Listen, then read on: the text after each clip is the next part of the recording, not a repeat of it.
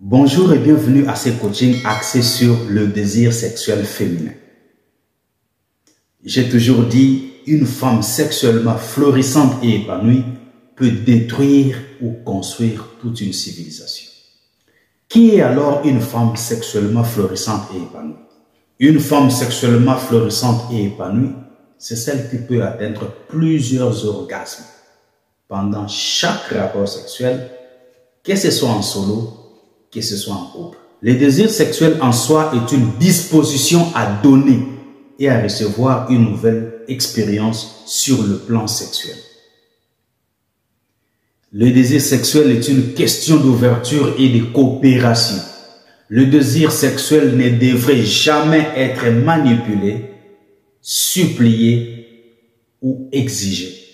Le désir sexuel devrait être accompagné de la désirabilité pour rendre agréables les relations au sein du couple. J'ai toujours dit que le sexe ne devrait jamais être mécanique ou planifié. Le sexe devrait être vital et énergisant. C'est pourquoi j'ai toujours dit qu'un couple en bonne santé devrait faire l'amour au moins 3 fois par semaine. Le sexe joue un rôle très important dans la vie du couple. Il aide à dynamiser la relation et à renforcer le sentiment du désir et de désirabilité.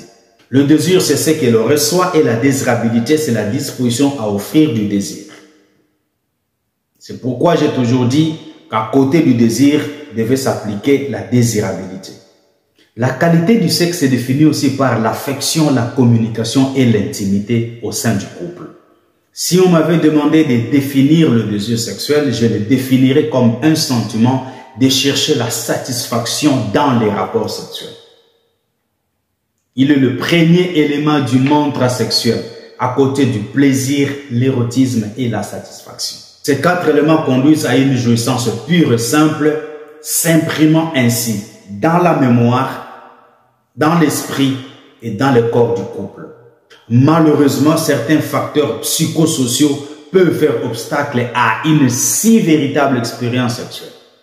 Il peut s'agir du stress, la colère, l'anxiété, la fatigue, le diabète, la tristesse, le vaginisme chez la femme, la dépression, les obsessions, la dyspareunie, la prise de poids, les condamnations, les crises de panique, les traumatismes sexuels, la sécheresse vaginale chez la femme, les différentes phobies sexuelles, l'infidélité, l'insuffisance de sommeil, les infections comme maladies sexuellement transmissibles, les problèmes relationnels, les stress post-traumatiques, le manque d'estime de soi, l'excision ou la mutilation génitale, le manque de communication sexuelle, les rapports sexuels douloureux, la carence en certains nutriments, une intoxication médicamenteuse,